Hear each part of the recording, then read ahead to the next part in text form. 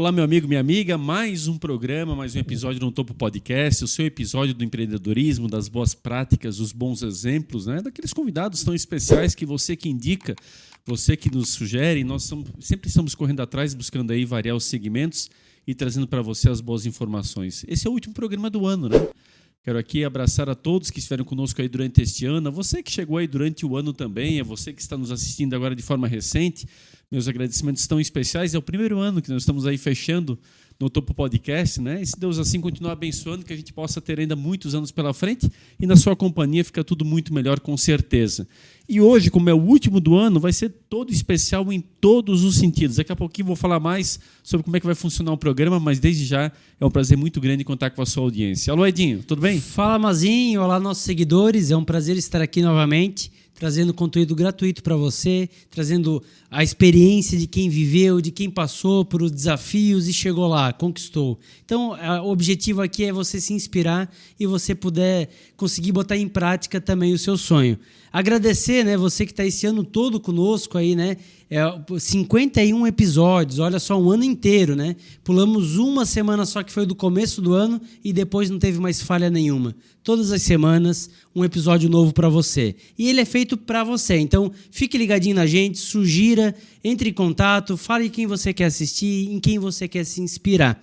E vamos agradecer também nossos patrocinadores, né? Sem eles, a gente não estaria aqui. Etiquetas Dala, rótulos, ribbons, suprimentos em geral. Sigam eles no Instagram, @etiquetasdala. Também está conosco a Ótica Conforto Visual. São 7 lojas para melhor atendê-lo. Aqui o nosso foco é você. E também Imobiliária Melhores Imóveis, né? Pensou em comprar e vender? Faça contato com a Melhores Imóveis. Ela tem a melhor oferta para você. Olá, Sheila! E aí, pessoal, tudo bem? Bem-vindos a mais um episódio. Agradecer mais uma vez, faz parte, cada um agradecer também você que nos acompanhou durante todo esse ano.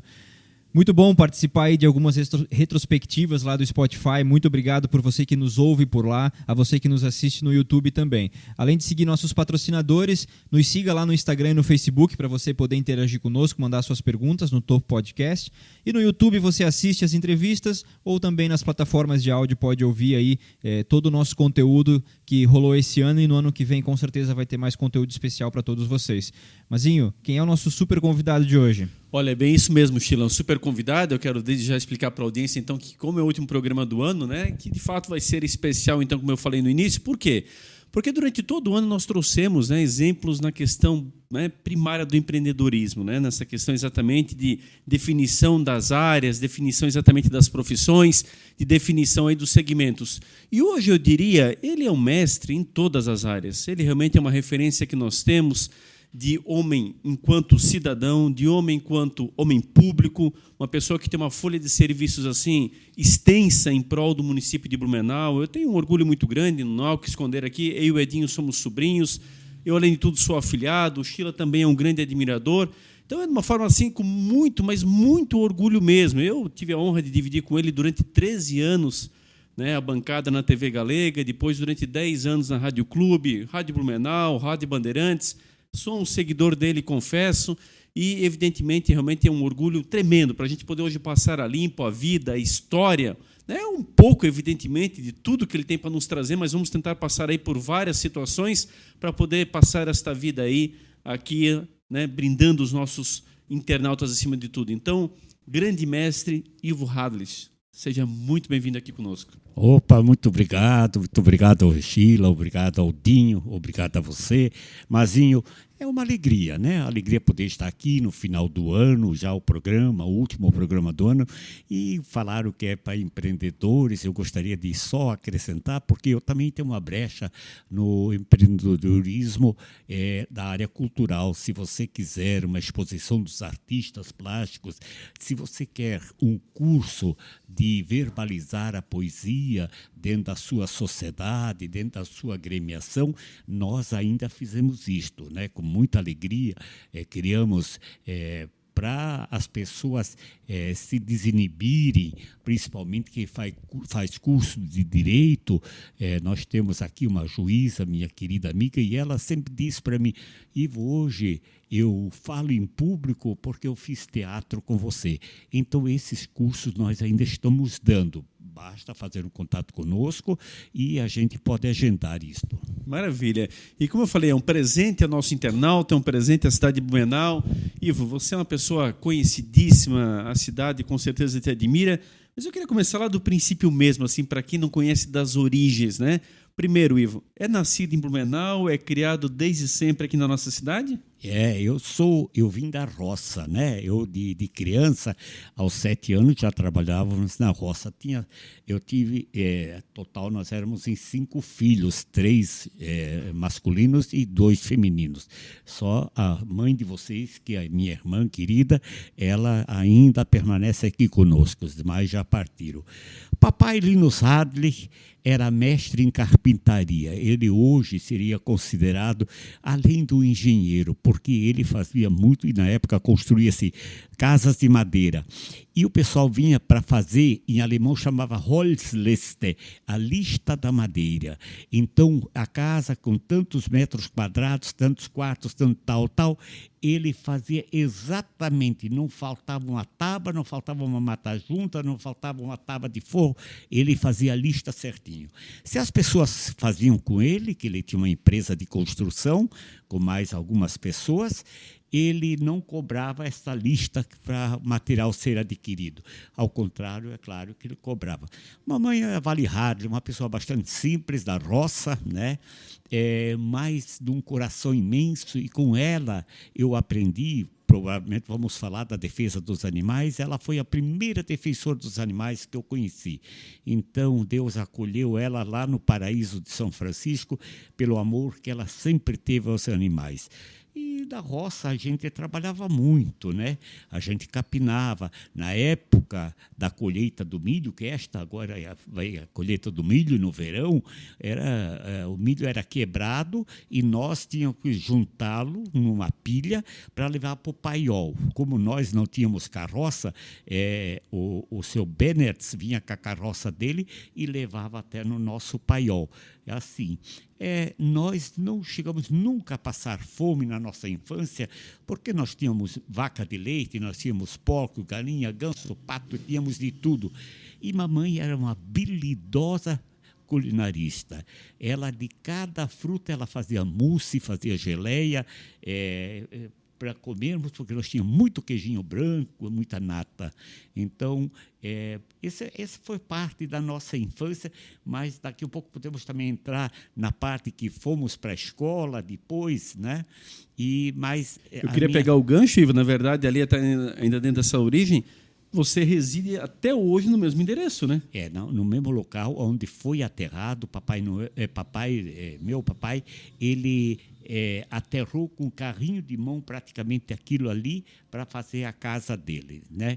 E aí papai e meus pais, claro, e eu continuo sendo luterano, e papai era um homem bastante religioso. Papai era um homem bastante culto, né? Ele nos presenteava, ele não tinha também tanto dinheiro, porque o dinheiro na época, hoje tem-se muito dinheiro, todo mundo tem, menos eu, todo mundo tem, mas na época para comprar um livro era difícil, então ele comprava um livro e ele escondia o livro dentro de casa e os 5 filhos procuravam. Quem achava era dele. E eu sei que eu achei o livro preso debaixo do assento da cadeira. É o livro que eu achei, Robinson Crusoe. Mas em português? Livros mesmo de história. Uhum. Né? E assim... pegamos o gosto pela literatura. Papai já era um homem que lia muito, né? Papai foi o primeiro homem da Itopava Norte, o bairro onde eu moro até hoje, a ter um rádio. O primeiro rádio da região foi na casa do papai.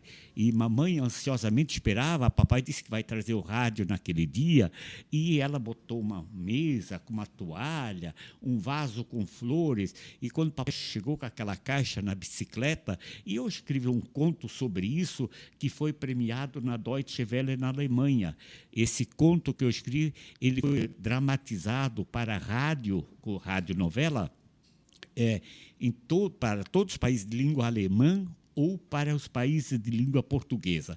Muito bem, e o rádio? Papai chegou com o rádio, ligou o rádio, aquela caixinha, saía música, e um homem falando, e eu tinha muito medo daquele rádio. Eu tinha um medo daquilo, não sabia o que era aquilo. A gente olhava e não via ninguém. Aquela caixa falando. Novidade, né? É raríssimo. Daqui um pouco uma mulher também falou. Aí apavoramos de vez. Não só eu, todos os meus irmãos também. Nós nunca tínhamos visto um rádio, nunca. Domingos à tarde, mamãe fazia muita cuca de frutas, cuca de farofa e tudo. E papai era um bom cervejeiro. Ele fabricava cerveja de gengibre e de milho verde. Ele sabia fabricar cerveja. E fabricava charutos. Então, domingos à tarde, os vizinhos vinham na nossa casa para ouvir rádio. Nós tínhamos que ir bem longe no morro brincar para não fazermos barulho, porque os vizinhos vinham ouvir rádio.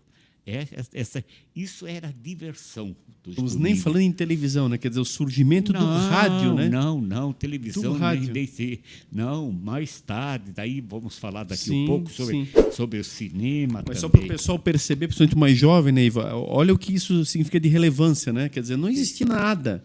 Sim. Aí você tem a primeira ferramenta de comunicação, um aparelho de rádio, da qual você não conhecia, né? Como é que...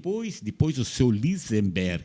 O seu Lisenberg também comprou um rádio, porque era a época da Segunda Guerra Mundial ainda. Eu nasci em 44, e então, para ter notícias da Alemanha, porque aqui tinha muitas pessoas que eram descendentes de alemães, mas eles não sabiam da atrocidade toda que estava acontecendo. Muito do povo alemão, mesmo na Alemanha, não sabia dos campos de concentração, essas coisas.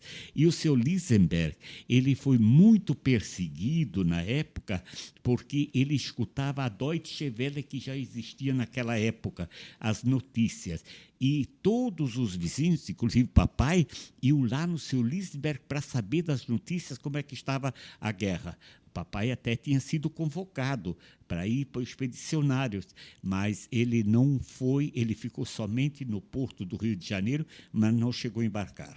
E a questão, Ivo, do rádio em si, era na energia elétrica ou era pilha? Energia elétrica. Já tínhamos energia elétrica, né? Mesmo assim, ela faltava muitas vezes. E aí você vê a criatividade daquele pessoal na época. Os meus irmãos mais velhos, Mário e Nilo, iam no matadouro municipal, onde hoje é a oficina da prefeitura, era o abatedouro municipal, buscar sebo lá dos bois e tudo, e trazia. Aí isso era fervido, derretido, e bambu, pegava-se um cone de bambu, e ali era botado, amarrado uma pedrinha, um barbante, e derramava aquela cera, aquele derretido ali dentro, sebo, para fazer velas. Mamãe mamãe fazia as velas. Existia pomboca de querosene, mas o querosene era muito caro. Então fazia-se velas de sebo que era derretido.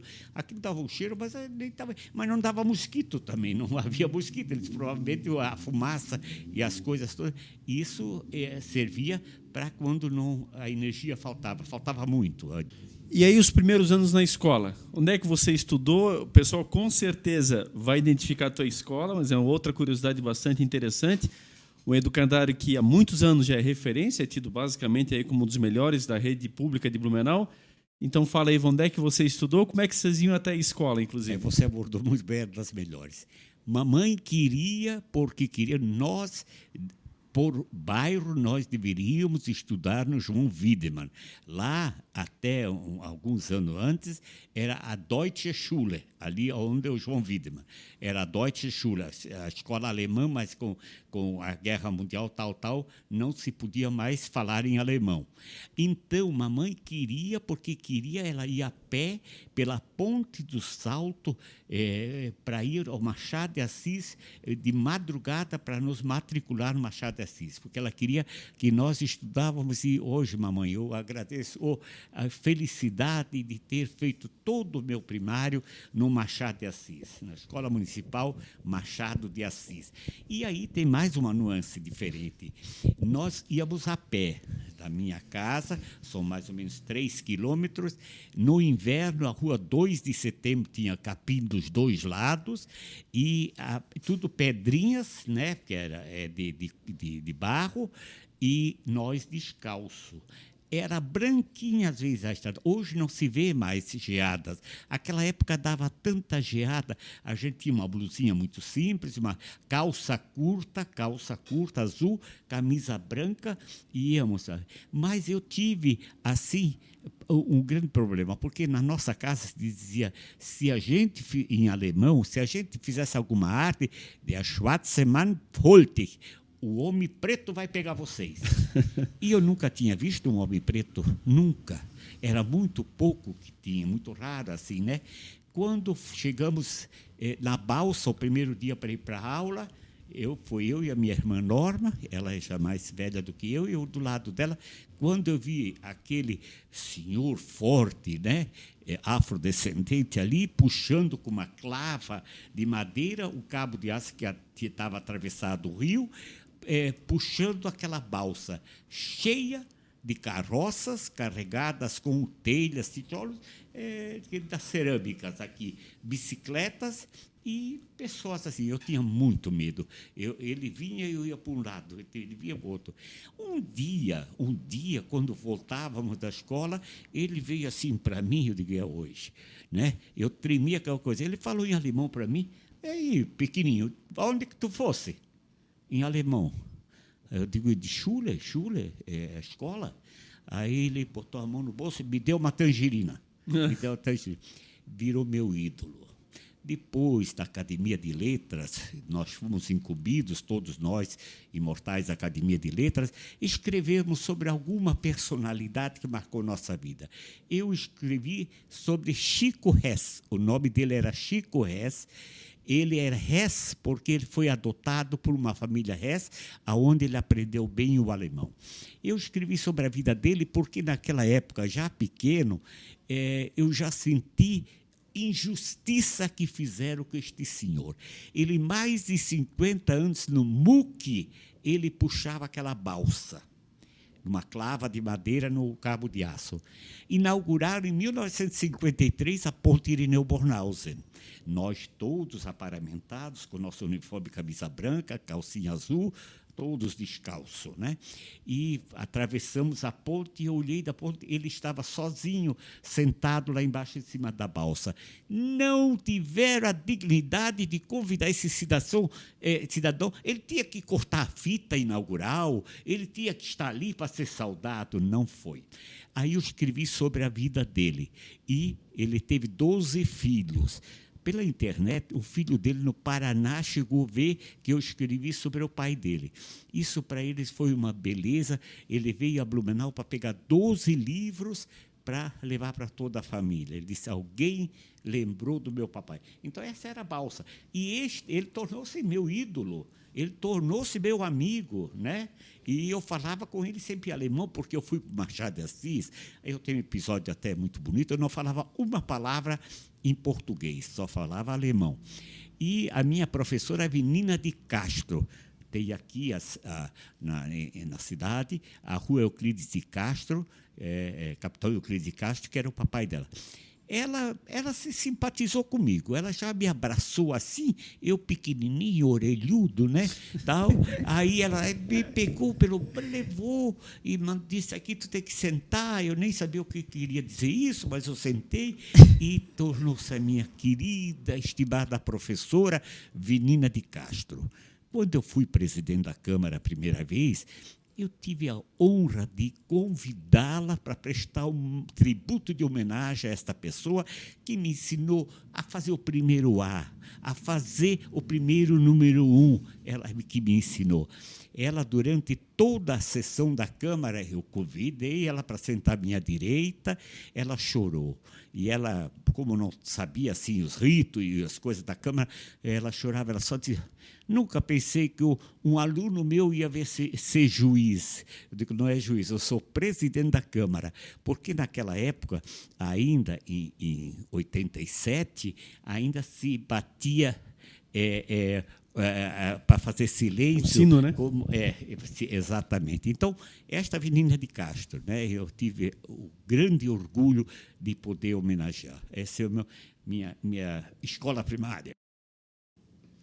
Legal.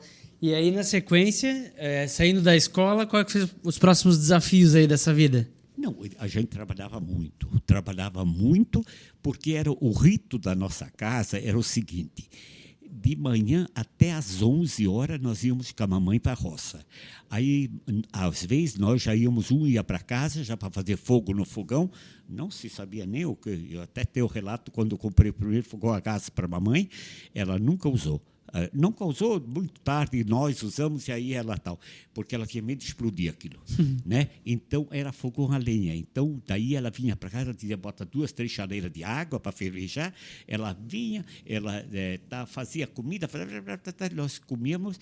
Aí íamos para o Machado de Assis para a escola. Isto foi um primeiro emprego fora. Assim, onde se ganhava uma moedinha, pois nós levava, naquela época não tinha tantos utensílios, marmitas e coisas.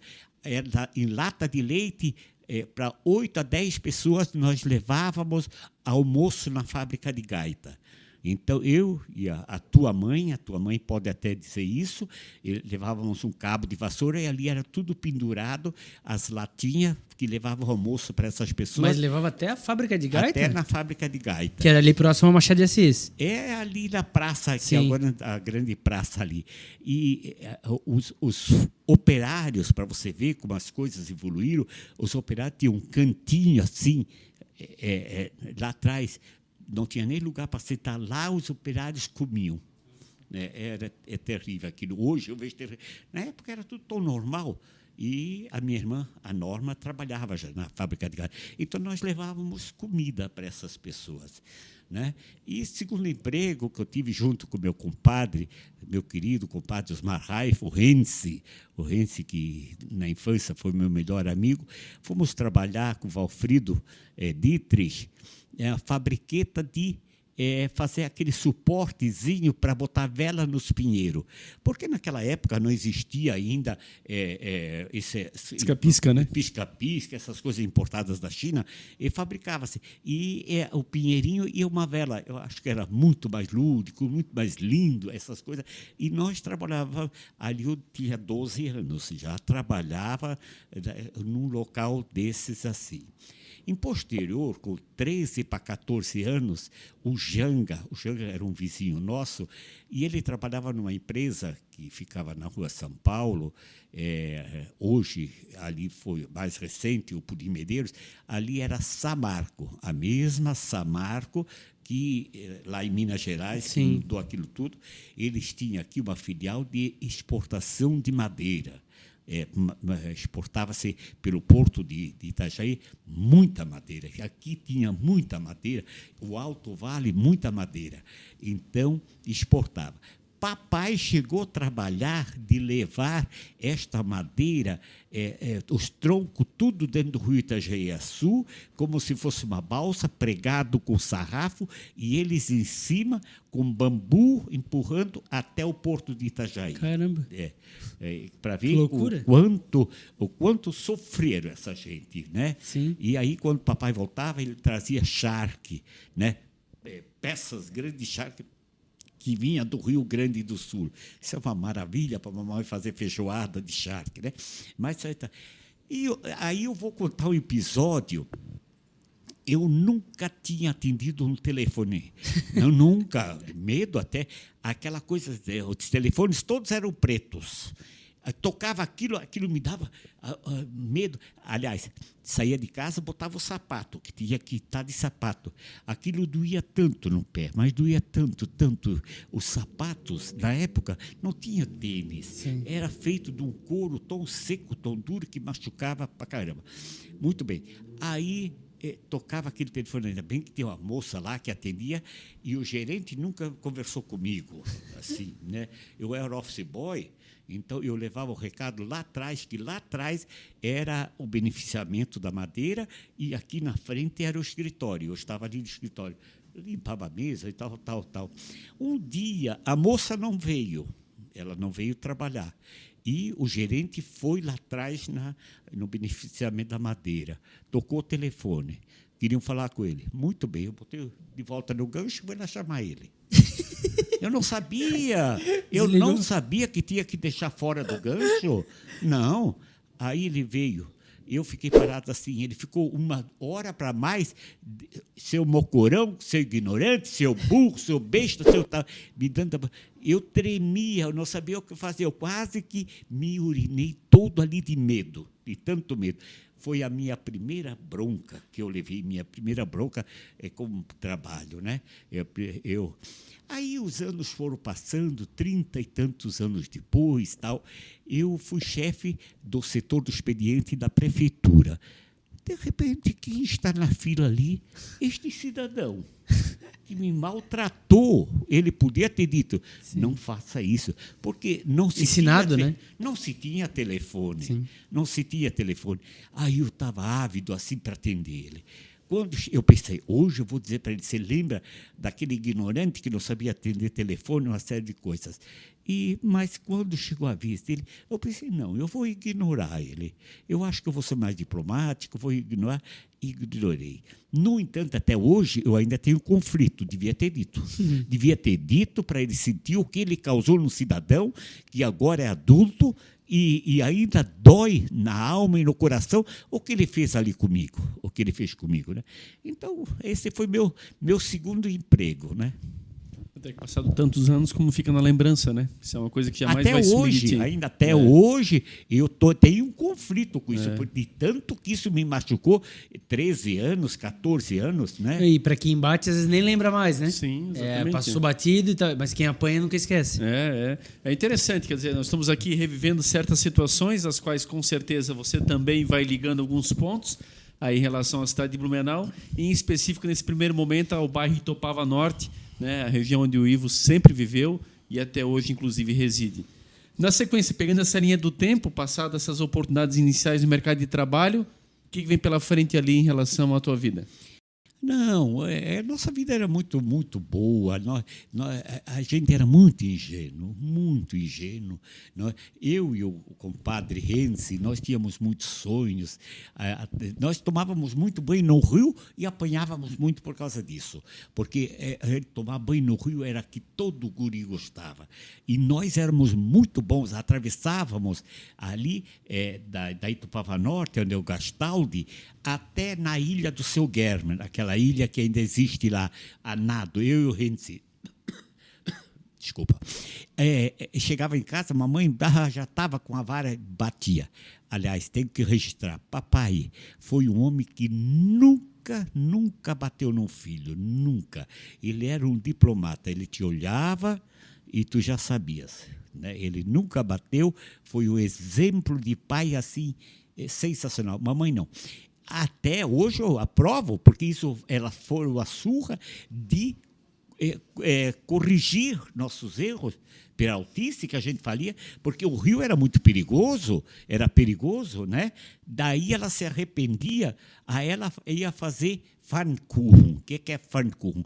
Na frigideira, docinho de chuva, que eles chamam, ela ia lá fritar para nós comer. Aí ela se arrependia que ela tinha batido no filho. Mas ela batia de vez em quando, né? Então, aí... muito bolinho de chuva. Aí brincávamos, fazer cabana no mato, isso a gente gostava muito. E naquela época já nós íamos ao matinê, que é o cinema no Cinemoc à tarde. Que esteve aqui. O seu Araldo, que era o filho, Sim. né, do O Ingo Mock estudou comigo no Machado de Assis. irmão do seu Araldo. O irmão do Araldo. Então, nós íamos no Cinemoc e aí tinha um filme de Tarzan. Era tudo de bom. Nós queríamos imitar o Tarzan, né? Construímos barraca, queríamos pendurar naquele cipó, tal, essas coisas. Nós tínhamos tantos sonhos de sair, né? Tantos sonhos. Aí cada um queria ser, né? O Renzi, meu compadre, ele queria sempre ser o Zorro. Eu queria ser Robin Hood, né? Daquela época, e isso enraizou até em mim, né? o da solidariedade. Passam-se gerações, diz que né? ele roubava dos ricos para dar para os pobres, né? E assim, o Haroldo, o Haga, ele queria ser justamente o Tarzan. Queria ser o Tarzan. Então, aí, como a gente não tinha dinheiro para todo domingo poder ir no matinê, eu lavava a bicicleta de um cara que, na entrada, pegava os bilhetinhos, que você comprava o ingresso ali, passava para cá e tinha que entregar para o cara aqui. E aí eu lavava a bicicleta dele, ele trabalhava na fábrica de gaitas, aí sexta-feira ou sábado eu lavava a bicicleta, domingo eu entrava sem pagar no matinê. Mas aí a gente ficava muito assim, porque muita gente comia pipoca, nós não comprava pipoca, nada, mas nada. Depois eu fui trabalhar logo ali na frente, no Parque de Diversões Pai Tomás.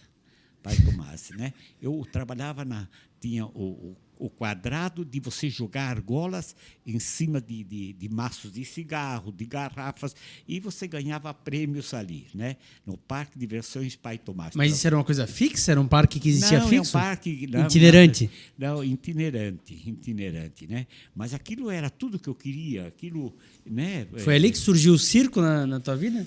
O circo, quando eu escutava ali o circo, qualquer coisa que via o circo, eu ficava doido. Assim, eu estava na roça, eu doido para largar já tudo para correr, porque além de ter uma atividade fora qualquer coisa, ainda tinha que fazer alguma coisa em casa. Por exemplo, cortar ração para os animais, uma máquina movida a muque. Tinha que cortar o trato para os gados.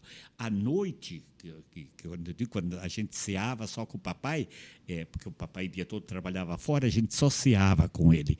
E aí sentava nós do lado, mamãe lá na ponta, ele aqui. Aí ele falava com cada um dos filhos primeiro, falou comigo, aí eu podia comer. A gente estava doido para comer, porque quem trabalha no pesado era aquelas frigideiras enormes de aipim frito com bacon, ovos fritos. É comida bastante mais boa, gostosa para caramba. Mas o papai, primeiro, antes de comer, ele rezava Pai Nosso em alemão, e ele e a mamãe falavam, e nós só baixava a cabeça, mas de pé. Aí acabava, os dois ficavam conversando, e nós tínhamos que debulhar milho. Cada um 2 formas de milho para outro dia tratar a criação. Aquilo doía tanto na mão no inverno, eu tirava assim, baquinho por baquinho, porque depois ia tirando. Vocês nem sabem, nunca pegaram. Só comeram milho verde. Mas para debulhar, para a criação, era difícil. Mas tudo valeu a pena, sabe? Tudo valeu a pena. E como é que começa? Pouca gente talvez saiba disso, mas tu tens um grande respeito, inclusive pegando nessa série de profissões aí, é o garçom. Como é que começa a tua vida nesse ramo? Eu fui convidado. Havia uma vaga na inauguração, ia ser inaugurado o Grande Hotel Blumenau e o restaurante Aquário, né? E aí eu fui lá e o dono de tudo era Viktor von Rogojin. Ele era russo, ele fugiu da época dos czares da Rússia, na época do Rasputin, ele fugiu para a Alemanha. Ele fez o grande restaurante na Alemanha, tornou-se chefe internacional de cozinha, foi convidado pelo restaurante Brahma de São Paulo, veio para o Brasil, foi o primeiro homem que trouxe para o Brasil algumas novidades. Por exemplo, Strogonoff. O Strogonoff veio para o Brasil através do Viktor von Rogojin, né?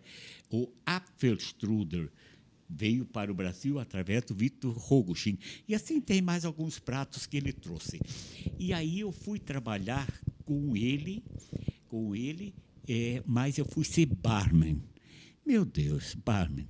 Nós conhecíamos rabo de galo, cachaçinha, cachaçinha com limão.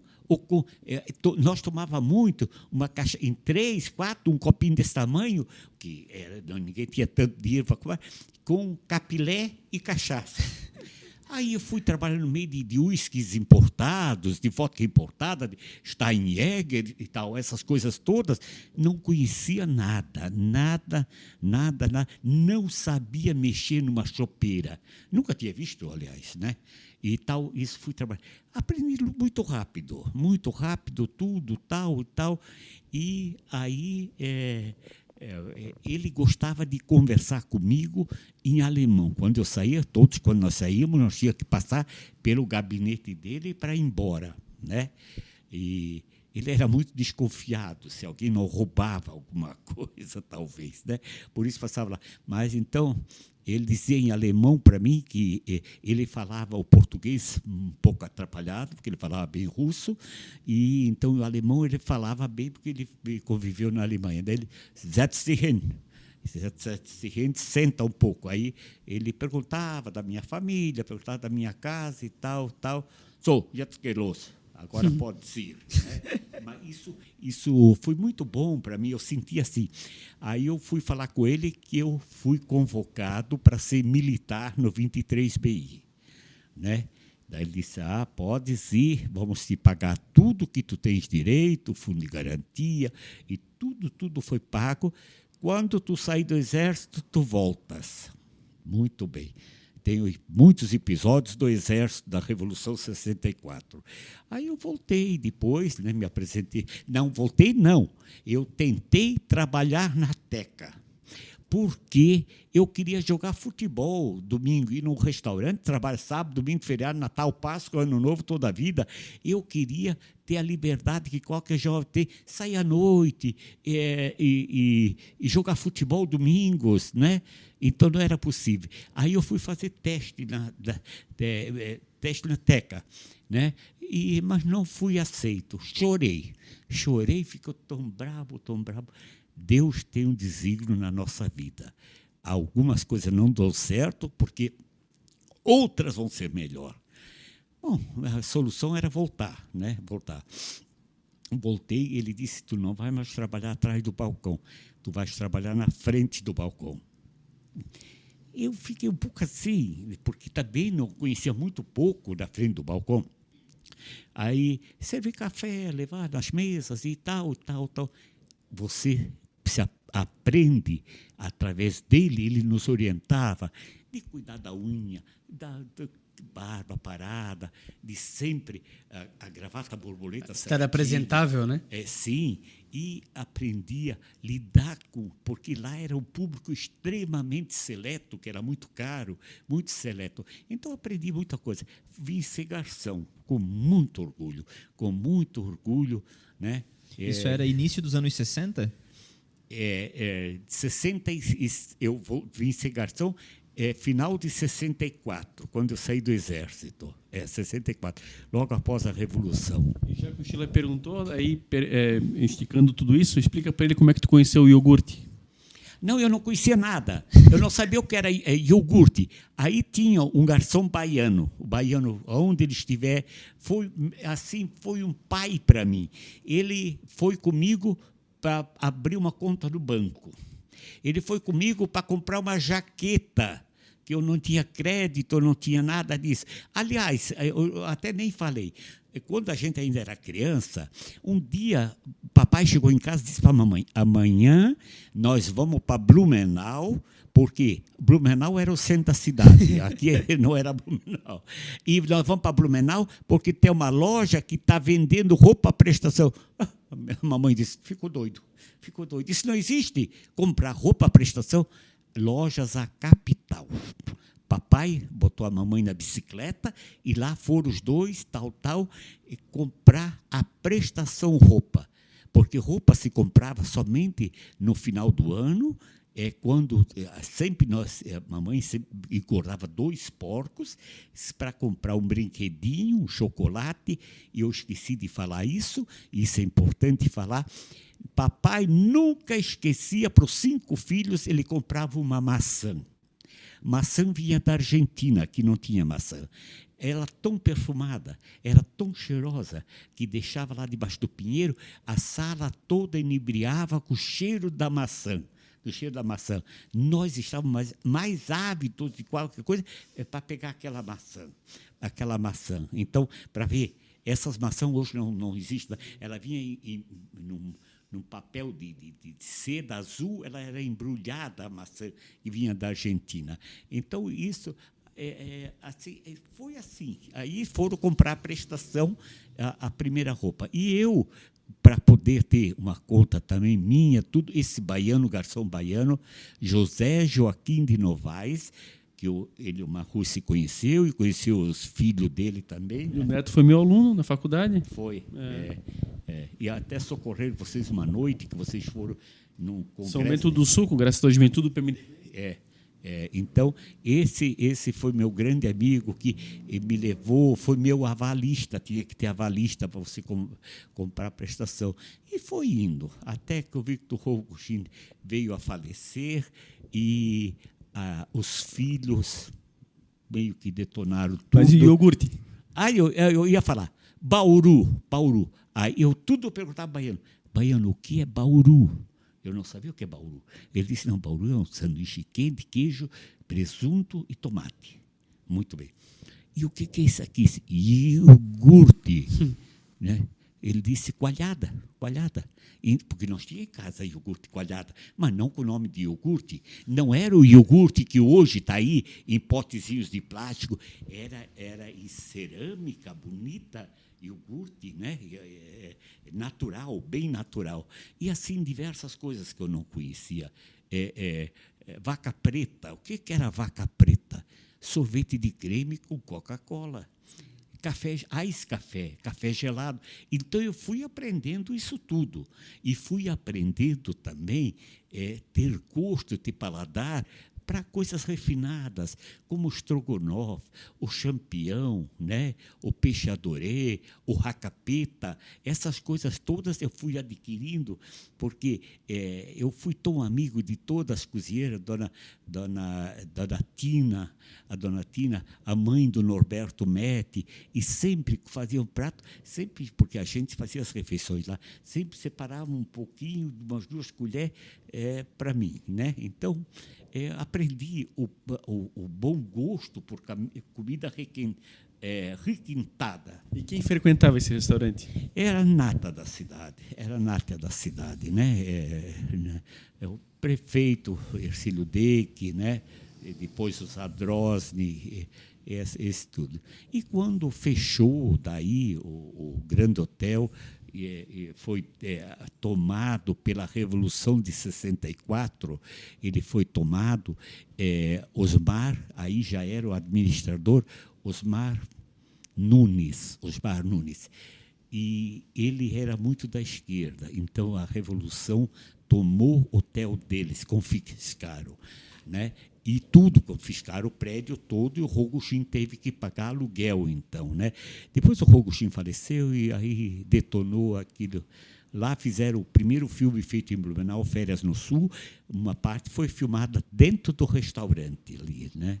Dentro do restaurante. E aí vamos comentar um dos episódios que mais te orgulha na tua vida, dentro dessa linha cronológica, que é exatamente, você fez uma rápida passagem, mas vamos aprofundar agora, que é você servir ao glorioso 23BI, Batalhão Jacinto Machado Bittencourt, ao qual você pegou uma das fases mais controversas da história, que é a Revolução de 64. Foi muito difícil eu ter sido aprovado para ser militar, porque eu era o papai já tinha partido e eu era o único que tinha trazia um recursozinho para casa.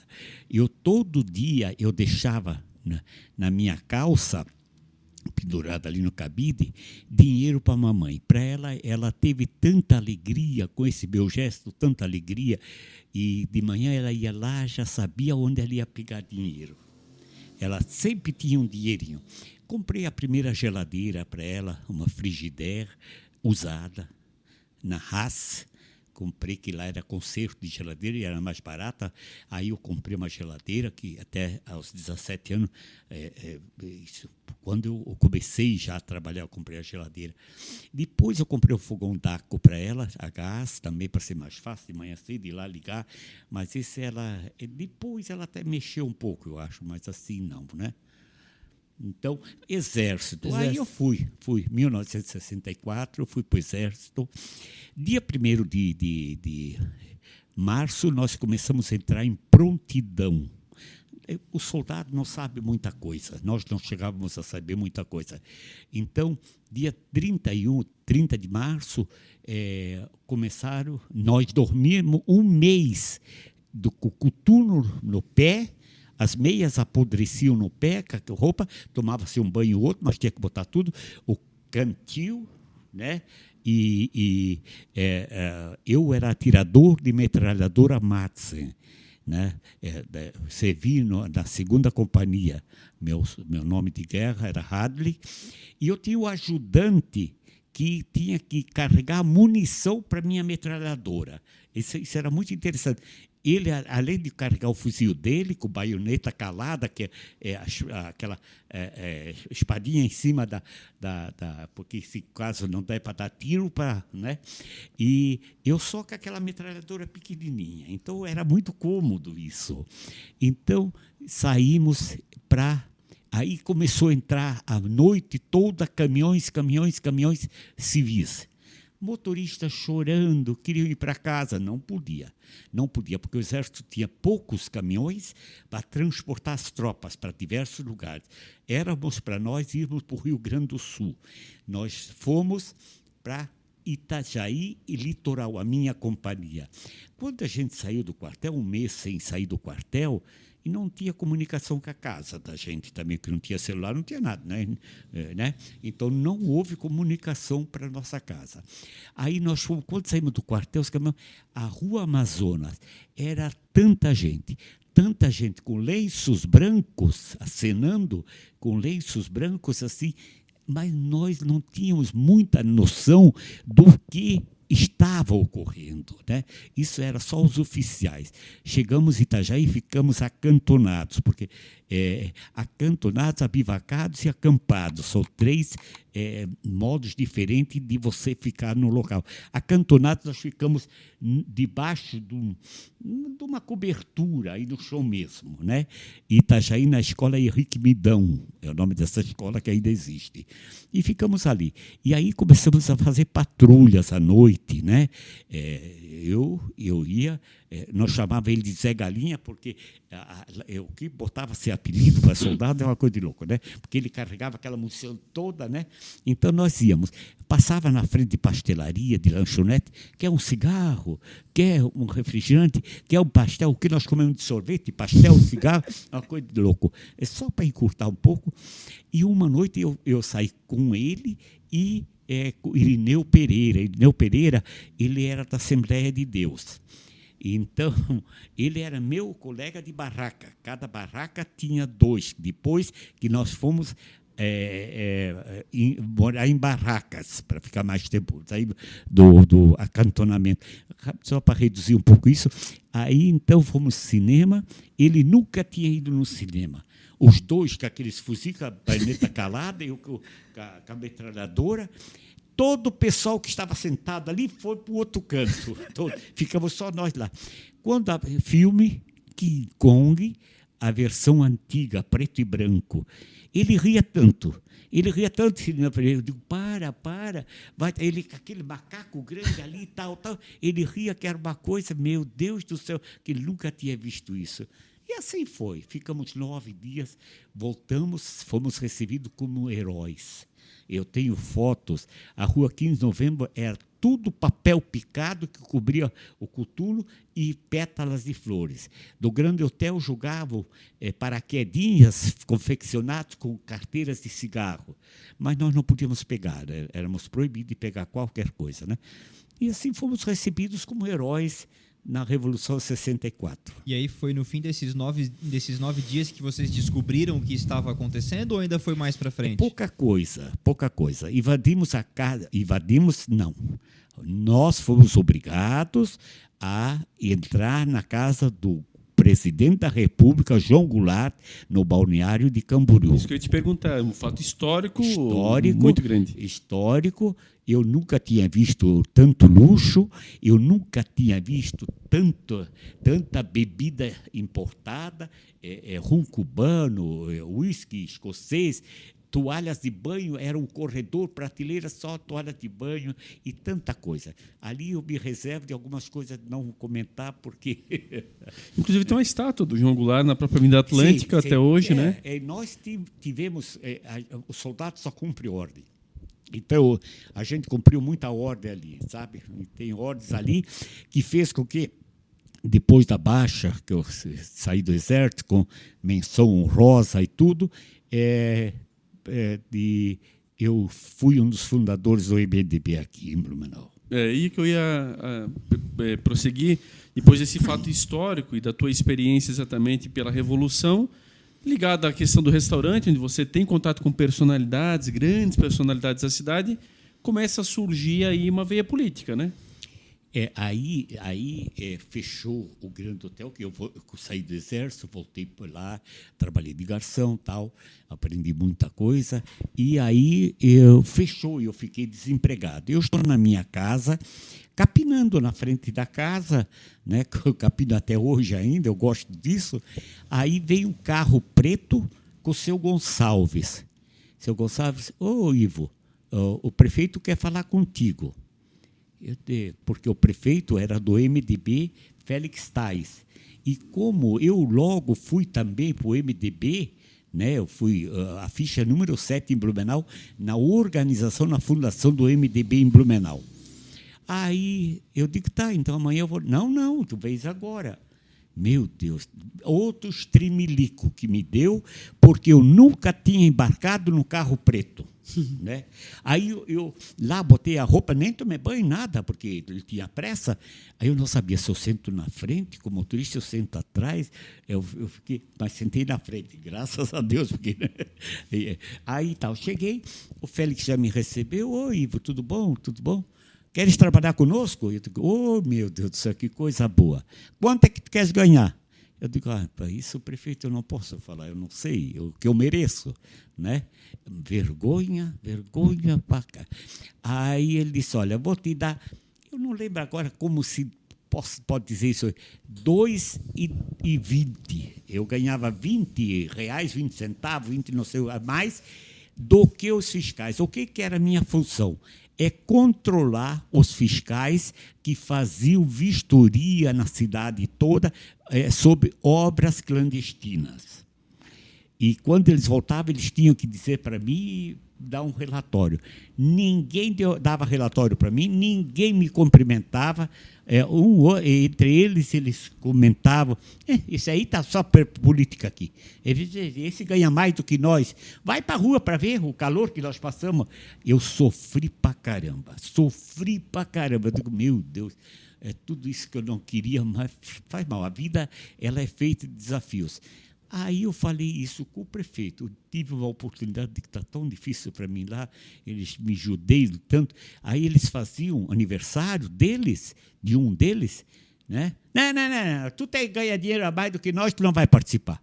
É exatamente isso. Eu sempre pensava, meu Deus, amanhã não venho, mas amanhã eu ia. Eu fui ser chefe do expediente do planejamento da prefeitura. Muito bem. Tinha um cara lá, Nils Gaúcho. Quando eu ia atender alguém no balcão, ele me empurrava de lá. Esse aqui não sabe nada. Ele entrou pela política aqui. É a mesma coisa.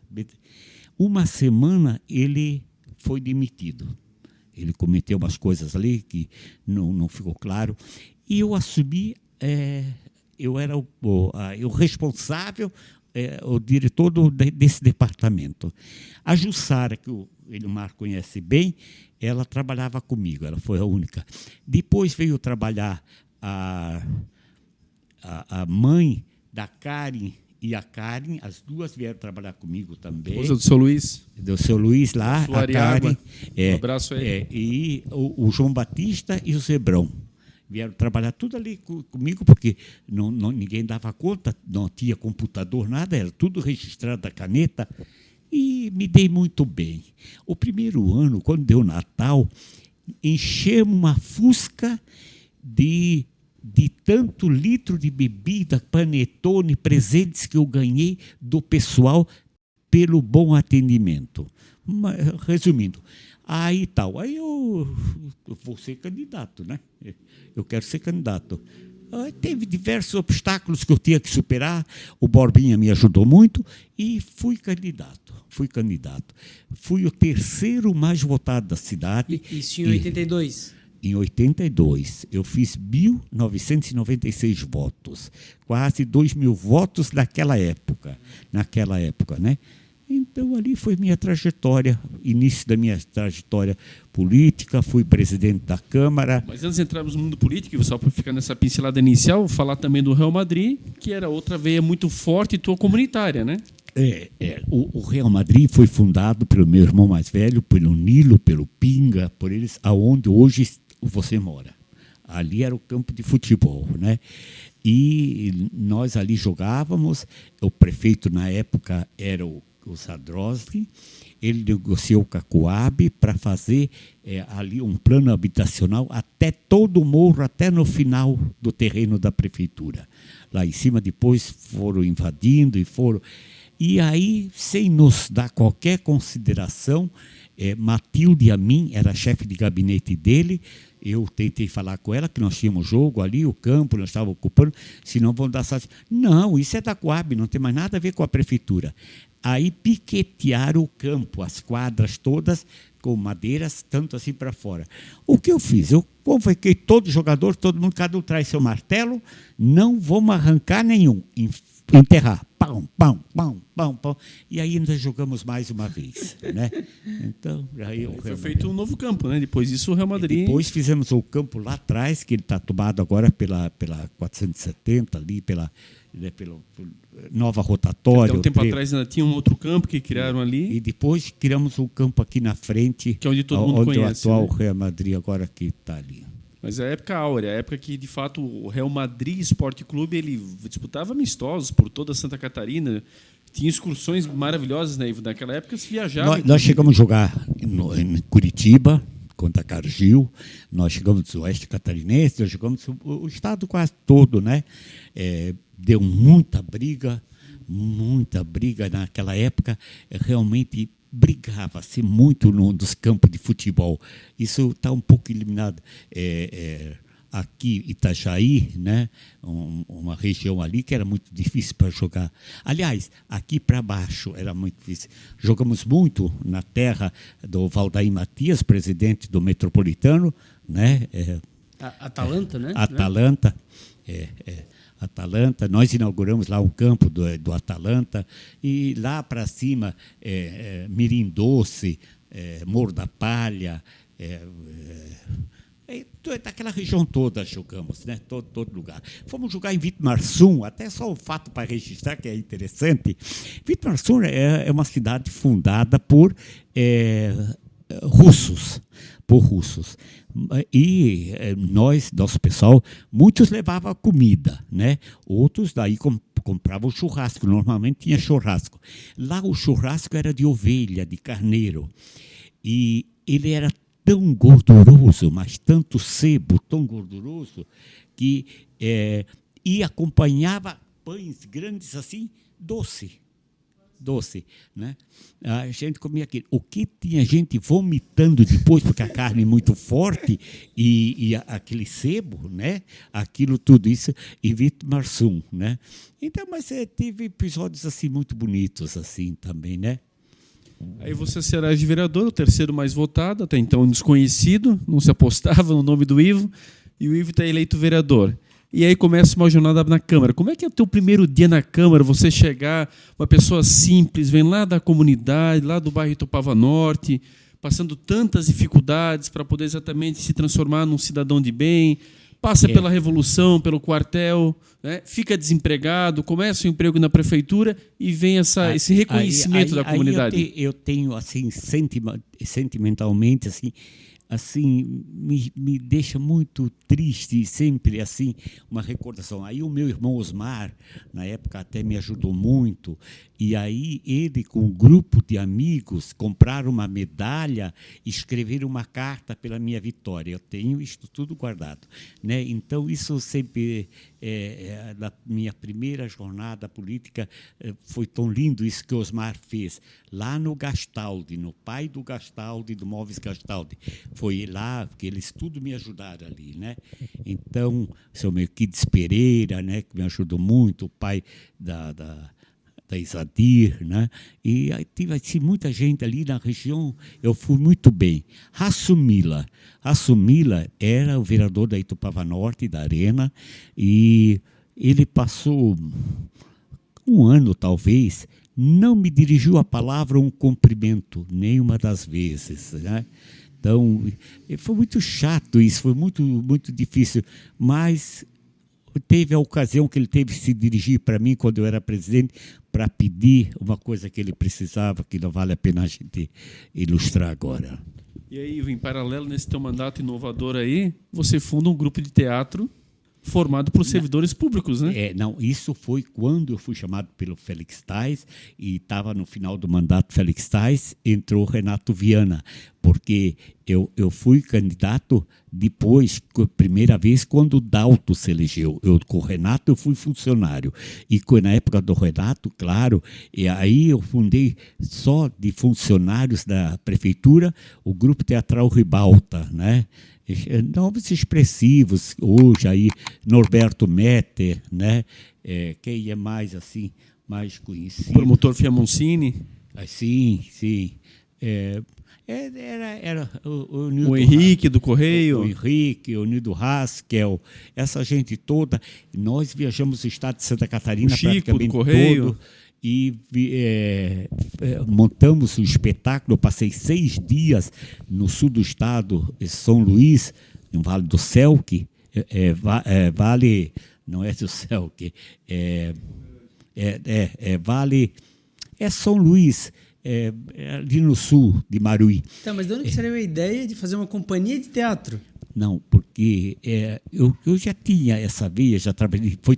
Aí antes, muito antes, tanta coisa, porque a minha memória me trai um pouco, né? A idade faz com que, né? Eu estou indo para 79, então a memória às vezes trai um pouco. Mas eu fui, antes disso, trabalhei no Parque de Diversões Pai Tomás, em seguida eu trabalhei no Circo Irmãos Queirolo. E no Circo Irmãos Queirolo, eu fui ser toureiro, eu fui ajudar o mágico, fui ajudar os palhaços, cobrava ingresso, arrumava cadeira, tudo, né?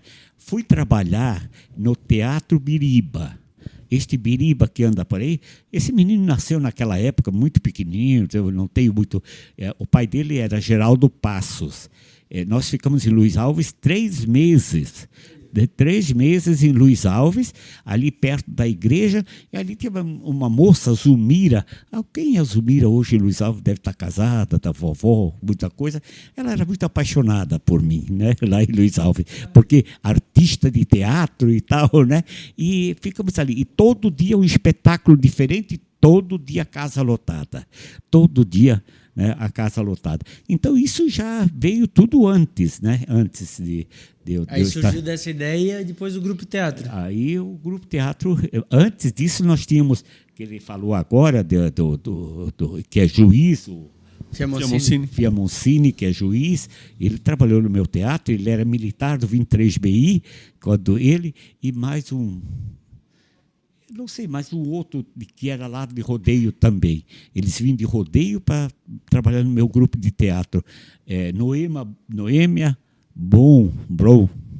Ela é professora da FURB e ela também fez concurso para juíza, não sei como é que ficou, né? Então tem isso tudo. A minha caminhada ela foi muito longa. Mas mesmo depois, enquanto vereador, você toca o grupo adiante, ele continua. Continuava assim. Viajava pelo estado. continuava. E eu sempre fui bom declamador, eu sempre declamei bem, e hoje eu dou o curso ainda, acabei de dar esse curso para os aposentados, né? E hoje nos eventos lá da ASAPREV tem muito aposentado que vem já escalado para declamar, né? Criei na Câmara de Vereadores a primeira galeria dos ex-presidentes. Criei a Galeria de Artes, Manuel da Luz Rampelotti, né? E tudo muito bonito, muito elaborado, muitas coisas bonitas fizemos na Câmara que foi abandonada. Quando eu fui vereador, eu tinha um projeto de lei exitoso, super exitoso, de visitarmos todas as indústrias de Blumenau para conversar com o empresário, para saber das suas dificuldades, como tal, para conversar com o operário. A primeira vez que eu entrei numa tinturaria da Artex, eu me sufoquei. Né? E coitado daquelas pessoas que ali trabalhavam, na Carsten também, né? E tudo assim. Então a gente inovou na Câmara. Eu fiz as sessões itinerantes. O presidente que vai assumir agora em janeiro, ele está dizendo que ele vai voltar a fazer as sessões. Ia para os bairros, fazer nos bairros? Nos bairros. Quase sempre em clubes de cacetiro, né? Foi uma criação minha também, né? Legal. E chegou a ser prefeito em exercício, né? Como é que foi isso? Eu fui 2 vezes presidente da Câmara, eu acho que foi o último presidente da Câmara 2 vezes. E depois... E não só isso, quando você se torna a segunda vez, desde Ingo Ehring, lá na década de 50, não havia isso. Você quebra um feito enorme aí nesse passo aí. Eu só não fui 3 vezes porque eu fui traído pelo próprio MDB. Eu seria 3 vezes presidente, né? O Mazinho acompanhou aquele episódio todo, ele sabe. Mas, paciência, as coisas não são assim. Mas aí o Renato Viana voltou a ser prefeito, eu me reelegi também e fui presidente da Câmara novamente, e o Renato Viana me deu mês de prefeito. Então, eu agradeço sempre ao prefeito Renato Viana, tenho muito, muito respeito por ele, muita admiração. Ele me oportunizou a ser prefeito da minha cidade de Blumenau. Quando eu penso nos meus tempos lá, o que me passou no dia da posse no gabinete, que me passou, foi quando eu estava lá na roça, colhendo milho, botando milho no monte, porque eu não alcançava muito alto para quebrar o milho. Mas isso me lembrou muito aquela época. Me lembrou muito da mamãe e tal, tudo, né? Da onde surgiu, né? E até onde chegou, né? Exatamente. Nunca imaginou, talvez, chegar tão longe. Exatamente. Aí o prefeito Décio me convidou para ser diretor de cultura na fundação, e depois o prefeito Klein Bing. Eu fui convidado, nunca pelo meu partido, eu fui convidado pelos prefeitos. E o prefeito Klein Bing me convidou para ser presidente da Fundação Cultural de Blumenau, onde nós inovamos muita coisa. Custo zero foi abandonado. A cultura por detrás dos muros, aonde nós levávamos artistas, escritores, a banda, tudo para ir lá ensinar o pessoal, as crianças, como pintar, como misturar as tintas, como declamar, tudo isso, custo zero foi abandonado. A cultura abraça o meio ambiente, né? Fomos nos lugares degradados, por atrás do Angelone, ali, aquilo ali estava, né? Tudo está novamente tudo abandonado. Aquele parque ali, né? A parque ali. Os artistas iam plantar uma árvore, cada artista ia plantar uma árvore, uns declamavam, outros pintavam lá dos banheiros, ainda estão à mão dos artistas todos que estavam ali. Lá estava o João Paulo Clanibim, que era o prefeito da época, ele estava lá com as filhas dele plantando as árvores. Não? Era muito bonito isso, né?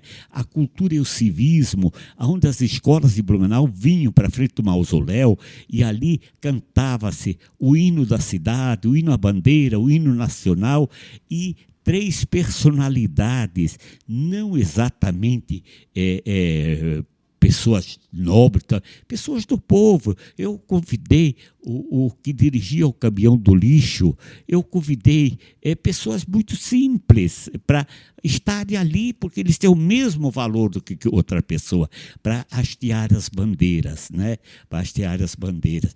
E de trazer alguém lá do final da Fortaleza, lá do final do Garcia, para estar ali na cultura. Homenagem a todos os grupos, Camerata Vocale, Blue Up, Sociedade dos Escritores, com uma placa lá dentro. Homenageei Carlos Jardim, um dos maiores homens de teatro de Blumenau, com o teatro lá dentro, o Carlos Jardim.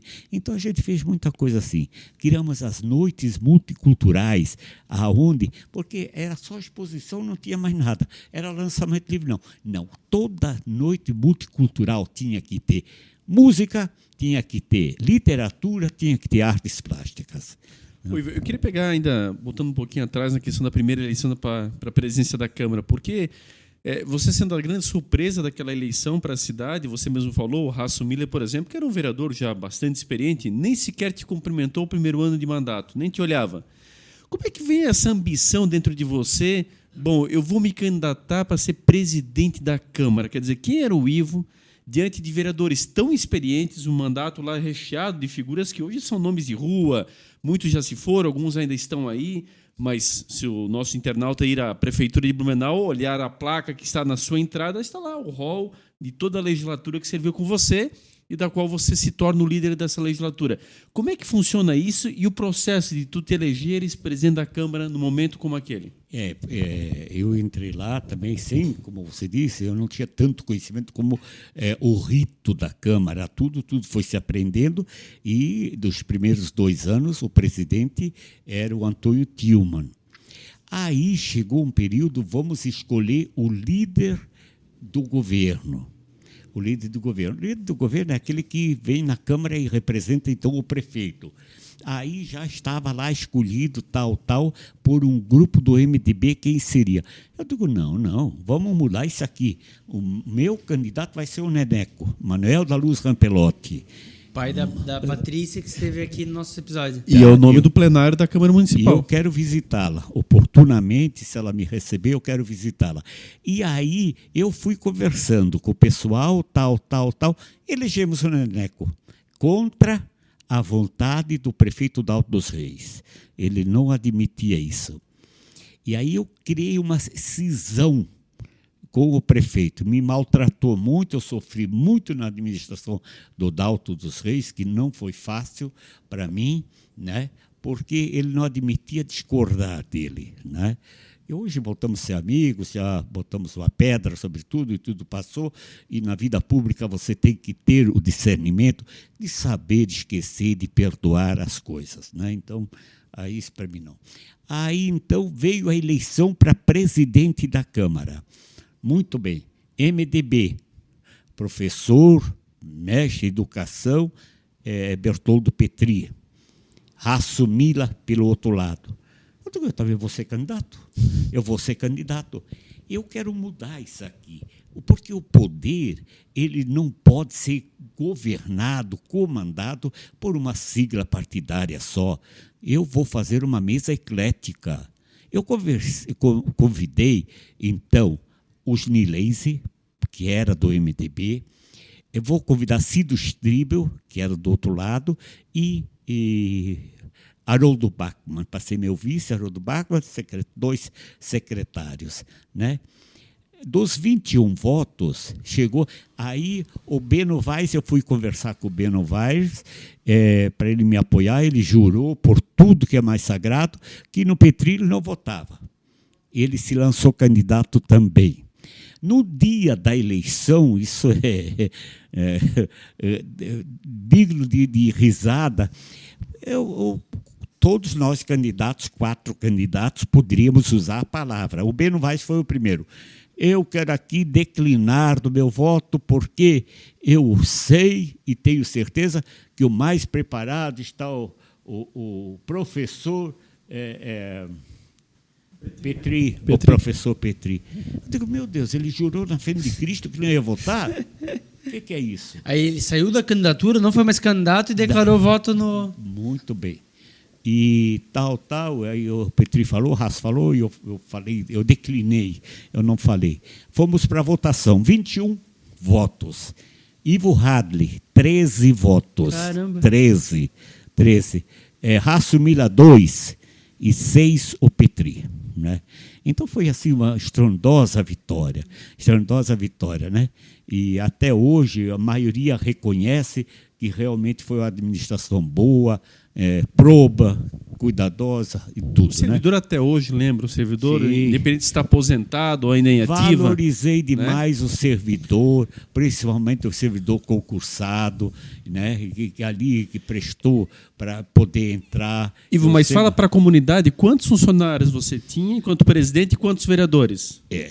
21 vereadores, anotem aí, 14 funcionários, 14. Hoje tem 15 vereadores, 178 funcionários. Vocês dois que trabalham em empresa, quais as empresas que têm 178 funcionários? É uma empresa de porte já razoável. E o né? pior que lutou-se tanto para reduzir o número de vereadores e comemorou-se e tal, e aumentou o número de funcionários e ninguém falou nada. Aumentou muito. Barbaramente. Nós tivemos 14, está lá, estão os registros, estão tudo lá, e tudo funcionava bem. Por exemplo, eu adotei e penalizei alguns vereadores que chegavam atrasados nas sessões, que faltavam sem justificativa e principalmente nas sessões solenes. Se você, vereador, aprovou uma menção para o cidadão tal, você tem que estar presente no ato da entrega. Claro. E não, hoje é lamentável está lá o presidente comandando o trabalho e o autor, mais ninguém. Todos justificam a ausência. Né? É muito feio isso. O cidadão não faz mais nem questão de ir lá receber né, uma condecoração, porque os vereadores nem estão aí. Ninguém está prestigiando. Não. Ô, Ivo, mas aí vem uma surpresa que também é importante deixar registrado, nem tudo são apenas fatos positivos. Na tua reeleição há uma derrota, né? Você perde a reeleição em 88, né? Eu perdi porque quem me fez perder foi o prefeito Dalto dos Reis, né? Ele lançou um monte de gente em cima de mim e tudo, e não me favoreceu em nada mesmo. Nada mesmo. Ele não viajou enquanto eu presidente, porque ele e o Dalírio Beber, eles queriam o Petri. E como eu ganhei, então... Tanto que hoje o presidente, o que vai assumir, está falando em nova Câmara de Vereadores. Eu tinha verba destinada em Brasília, só que a prefeitura tinha que fazer o projeto e desapropriar aonde era a delegacia, hoje é o SAMAI e o PROCON, que a Câmara eu sempre achei que tem que ficar ao lado da prefeitura, porque uma casa tem que trabalhar com a outra. Por cidadão que vai à Câmara pedir algum recurso, alguma coisa para a sua rua, para o seu bairro, e para poder ele já ir na prefeitura, para encaminhar lá e aqui. Então, lá já é distante, e eles querem botar para não sei aonde. Então, o Dalto não aceitou que eu conseguisse que construísse a nova Câmara de Vereadores. E aí vem o fato também de que a tua mamãe adoece muito, naquele momento foi um dos piores da tua vida, né? Foi muito difícil, né? A mamãe doente, a mamãe teve Alzheimer e ela não conseguia ficar com ninguém, ela queria ficar comigo, então... Mas Deus é Deus, eu tenho sempre muita fé e Deus me deu muita força, porque aí, nesta oportunidade, eu não estava mais vereador, eu tinha perdido uma eleição. Aí o governador Pedro Ivo me chamou para me assumir um cargo em Blumenau. O cargo seria o representante do governador. Forças ocultas do MDB deram para o Jair Barney, para mim deram o Cine. Né? Mas eu fiz tão belo trabalho no Cine, atrás do fundo de garantia, do seguro-desemprego, dessas coisas que o pessoal todo era muito bem tratado, senta ali um pouco e tal, aguarda e tal. E eu fazia questão eu atender cada um, ou ao menos perguntar, já foi atendido, que tal, né? Eu me reelegi em seguida, né? Da outra eleição, eu já me reelegi pelo tratamento que eu dava às pessoas enquanto no Cine. E aí vem um episódio parecido, porque você se reelege e vem de novo, mais uma vez, a presidência da Câmara. Aí eu me... Uma belíssima votação, inclusive. Eu me reelegi novamente, presidente da Câmara, novamente, com uma mesa eclética, né, onde eu convidei a Yara então era vereadora. Aliás, eu fui vereador com as 3 primeiras vereadoras, né? A Alzida Michelucci, que foi a última, a Yara, e a Maria do Carmo Cal, a querida Maria do Carmo Cal. Polaca. A polaca. E aí, Ivo, nesse teu novo mandato, surge a informatização para a Câmara, os primeiros computadores, né? Olha aqui, ninguém queria saber de computador. É engraçado isso naquela época, porque o computador era uma coisa assim misteriosa, um monstro. Ninguém sabia como funcionava, né? Eu fui obrigado a escalar 3 funcionários para na CETIL fazer curso de computação, para trazer os primeiros computadores para a Câmara, né? Isso não existia, né? E modernizamos a Câmara, modernizamos a acolhida das pessoas, criamos gabinete para todos os vereadores, né? Porque senão era gabinete só de bancada, e aí criamos para cada vereador ter seu gabinete e tudo, né? Então, eu fui vereador com o prefeito Décio Neri de Lima, ao qual eu tenho um tributo muito grande, gratidão. Se ele asfaltou a rua 1º de Janeiro, foi um pedido meu, e ele de imediato atendeu, embora depois o João Kuma disse que foi dele. Não é verdade, ele era apenas presidente da associação, e ele descobriu que iria sair o asfalto dentro de 2 semanas, né? Ele fechou a rua com os moradores, ou fazem o asfalto, ou ninguém mais passa aqui, queimou o pneu e tudo, e a comunidade pensou, pelo ato dele, e já estava tudo destinado, que o Décio asfaltou por causa do meu pedido. Inclusive, daí você se reelege, e aí vai para um 3º mandato de vereador, e aí o Décio já prefeito, você vereador. O Décio, eu tenho muita gratidão. O Décio foi muito atencioso comigo, tal. Já lá atrás, quando nós deixamos de ser vereador, quando ele foi prefeito a primeira vez, ele já me convidou para a Fundação Cultural, para ser diretor de cultura e tudo. Então, eu gosto muito dele, né? Legal, seu Ivo, nós temos um quadro aqui que chama Perguntas da Audiência, e esse quadro é patrocinado pela Etiquetas Dala. Está aqui o QR Code para você apontar o celular e ir direto lá para a página comercial da Etiquetas Dala. 2 perguntas bem rápido para a gente seguir aí com a conversa. As perguntas ainda eu sei que tem mais assunto pela frente, mas a primeira veio do Yuri, e ele perguntou qual o segredo para, depois de tantos anos, ainda ter disposição para continuar na rádio. Não, eu tenho... Deus dá disposição para a gente quando você quer realmente guerrear por causas justas. Eu trabalho muito ainda com essa minha idade. Eu tenho meu filho que tem uma floricultura. Eu tenho no meu lado, e a casa dele é do outro lado, assim pertinho. Eu faço lá o berçário das mudas para ajudá-lo. Ele trabalhou muito tempo na urbanizadora e foi fechado, então ele abriu a floricultura. Eu trabalho diariamente ali, eu gosto de mexer na terra. Eu sou defensor dos animais, eu ainda brigo muito. Eu tenho 6 tratadores de passarinhos de manhã, eu defendo muitos passarinhos soltos. O passarinho não foi feito para estar em prisão, como ninguém merece estar na prisão, a não ser por atos, né, do ser humano. O ser humano sabe o quanto é o sofrimento quem vai para a prisão.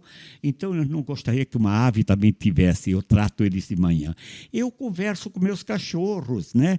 Eu todo dia declamo um poema. Como poeta, eu gosto de declamar um poema todo dia, tinha que saudar o meu dia, saudar o dia das pessoas que eu amo, que eu gosto, e às vezes a plateia são só meus cachorros.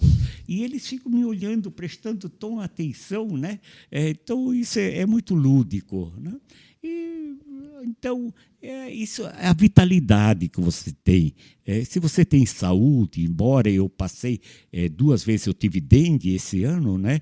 Mas superei tudo e estou feliz, estou entusiasmado e tenho que aqui relatar. O meu filho às vezes fica surpreso com isso, né? E todo mundo vem, olha, eu fiz a minha casa porque o teu pai me ajudou quando foi vereador.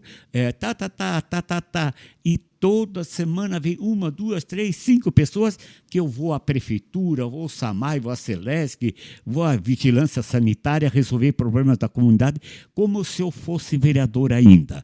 E financeiramente não ganho nada, mas eu fico entusiasmado quando resolve o problema. E o entusiasmo, a alegria de eu ter resolvido, isso dá saúde para a gente. Então, este é o meu caminhar. Perfeito. Para fechar, uma aqui que eu já vi também, que inclusive foi o Mazinho quem me mostrou e eu fiquei curioso. O Jonas perguntou, já vi uma placa de homenagem ao seu Ivo próximo à prefeitura. Qual a história dessa homenagem? Pois este é um poema, ele está em todos os navios do Greenpeace, em defesa das baleias. Eu sou o único sul-americano que tem o poema nos navios do Greenpeace, pela minha luta pelos animais e tudo. Aí eu recebi a honra de ser o único poeta vivo em Blumenau, a ter um poema na praça. Isso eu devo agradecer sempre ao vereador Zeca Bombeiro, o vereador Zeca Bombeiro, que foi o autor na Câmara de Vereadores, aprovado por unanimidade, e o índio que é intendente da Vila Itopava, ele foi o mentor da concretização desta obra. Então, em vida, né? Legal. Eu sou o único poeta que tenho uma placa na praça em vida. Legal. Né? Então, quem passa lá, eu gostaria muito que lessem o poema, que as baleias elas estão ainda continuando sendo assassinadas, um doce animal, e breve os mares vão estar em silêncio com a morte das nossas baleias. O outro fato histórico, só para não deixar passar despercebido, porque com a questão da Constituinte de 88, surgiram as comissões parlamentares de inquérito, a CPI, que hoje é tão falada e tal. Lá o Ivo, presidente da Câmara, em 1995, tem a primeira CPI da história de Blumenau. Comenta um pouco sobre isso, Ivo. Teve uma CPI muito grande na Câmara de Vereadores, né? Um cidadão que eu não quero falar, eu não gosto mais de falar quando a pessoa não pode aqui se interagir ou se defender ou qualquer coisa, né? Então, a Câmara deu exemplo como se faz uma CPI. Mas eu queria destacar, Ivo, porque, sem falar nomes, mas assim, a CPI foi a do SAMAI, mas você, presidente da Câmara, do mesmo partido do vereador que estava sendo acusado, e você deu total lisura ao processo. Apenas eu me mantive no que preconiza a lei. Eu não acusei nem defini ninguém. Para isso, cada um tinha advogado, acusação, advogado, defesa, tinha o pessoal que fariam isso. E não engavetou nada. Eu dei toda a oportunidade para que a CPI pudesse realmente funcionar. E ela funcionou maravilhosamente bem. E eu acho que para a gente caminhar para o encerramento, vamos falar da vida da imprensa, né? Foi inspiração para nós aí, tanto em rádio como televisão. Esse podcast surge pela história que principalmente o Mazinho teve ao lado. Conta um pouquinho, como é que foi participar de rádio, de televisão, de onde que surgiu essa ideia, escrever para jornais? Rádio, televisão e jornal. Eu escrevi em diversos jornais, eu escrevi jornal de Balneário Camboriú, de Itapema, de Timbó. De Blumenau, né? De Blumenau, diversos jornais aqui, inclusive estou ainda com a minha coluna na Voz da Razão, do meu amigo aí, Floriano. Quantos anos já? Isso 30 e mais, muito mais, né? E a rádio também, nós começamos na Rádio Blumenau, ele, o Mar e eu, Mas depois a Rádio Blumenau foi vendida, né, para a Arca da Aliança, e aí nós partimos depois para a Rádio Clube, né, onde estamos na Rádio Clube até hoje. O Eliomar no momento não está conosco, mas vai retornar, e está o Bruno César comigo lá e tal. E a televisão? E a televisão, tem um fato engraçado. O último presidente da Câmara de Vereadores foi o Braga Miller, da outra, porque eu sou da primeira turma que assumimos aqui no prédio novo da Prefeitura. E Braga Miller tinha um programa na TV Galega. Ele saiu da TV Galega, quer dizer, eu sucedi ele como presidente da Câmara e fui suceder ele também no programa da TV Galega. De cultura, daí. De cultura. Arte e cultura. Arte e cultura, né? E depois nós fomos para a TV Liberdade, eu e o Eliomar Russi, né? Tivemos um bom período também na TV Liberdade. A nossa caminhada, e hoje ainda eu atuo no jornal, na rádio e através das mídias. E né? teve uma passagem num filme, né? Sim, em alguns. Eu fiz circo, cinema, teatro, todas as artes, arte plástica, tá? E a única coisa que eu não consegui é ser músico de qualquer instrumento ou intérprete. Isso eu não consegui. Tu não falou do Globo da Morte. Eu trabalhei em circo, claro. O circo, eu fiz muita coisa em circo, né? Eu fui num circo grande para ser trapezista, mas eu tinha os braços muito curtos, né? E uma noite treinei Globo da Morte, fui fazer Globo da Morte, né? Então, até hoje, eu sou apaixonado por moto. Eu, com 79 anos, eu gosto de andar de moto, e aí eu boto meu filho novamente, pai está abastecida. Aí a minha filha Andréia, eu disse, não é idade mais para andar de moto, mas ela anda de moto. Ela não quer que eu... Não, eu quero dizer para vocês, queridos, que estão nos assistindo, não deixe envelhecer seu coração, a sua alma, porque na hora que você deixa envelhecer seu coração, a sua alma, você não tem mais objetivo de vida, né? Eu posso terminar amanhã a minha vida. Agora, dia da árvore, eu plantei uma árvore, né? Eu plantei agora limão, aquele limão caviar, ele também demora. Plantei o outro limão ácido e doce. Não sei se um dia eu vou colher, mas eu também comi tanta fruta que eu não plantei. Então, o meu jardim é muito florido. Eu gosto de flores, eu semeio, eu planto, né? Eu distribuo mudas, né? Agora eu me contive um pouco, porque para não fazer concorrência, eu dar de graça o meu filho vender, né? Então, mas ele é assim, mesma coisa. Quando vem uma pessoa mais simples, olha, daí ele pergunta, o que a senhora quer? Não, eu estou só com R$5. Escolhe uma plantinha aí, pode levar, né? Então, isso é o sucesso da pessoa. Não ter ganância, não ser egoísta, não ser vingativo. Então, eu não tenho mais espaço para isso, né? Ivo, nessa reta final, algumas perguntas clássicas que a comunidade com certeza tem muitas dúvidas. Primeiro, por que você sempre andou de ônibus? Olha aqui, ó, eu achei... Você é conhecido como vereador que andou de ônibus. Nunca mais teve algum que fez isso? Não, porque eu sempre achava, eu vejo a dificuldade do povo que anda de ônibus. Por quê? Porque, para me defender da Câmara, fazer um pronunciamento, e quantos que eu fiz em defesa dos usuários de ônibus, em defesa de abrigos de ônibus, iluminação para abrigos de ônibus, pessoal que vai trabalhar de madrugada, só para quem anda ali, conversa. Só quem sente, né? A dificuldade do cobrador, não tem troco e tal, a dificuldade do motorista, né? Criou-se agora já essa via de corredores, né? Corredores de ônibus, já melhorou muito, mas já era tudo muito difícil. Então eu achava, eu tenho que estar aonde está o problema, se eu quero resolver o problema. E assim eu caminhava nos bairros, eu ia alugar, a pessoa vinha conversar comigo no meu gabinete, ninguém, isso eu posso dizer, ninguém pode dizer, o Ivo Hadley me enrolou, nunca. O Ivo Hadley mentiu, nunca. Pode dizer, o Ivo não fez, porque a gente não consegue fazer tudo, Não consegue. E tu queres fazer muito mais, mas não é possível. Agora, mentir para a pessoa, volta a segunda, volta a quinta, volta fazer a pessoa gastar dinheiro de ônibus e voltar e para dizer não, então diga não logo, né? E rolar o mentir. Não tenho essas coisas. Ivo, no auge da tua carreira política, porque você nunca se candidatou a deputado, algo tão comum entre tantos políticos, e você nunca foi candidato.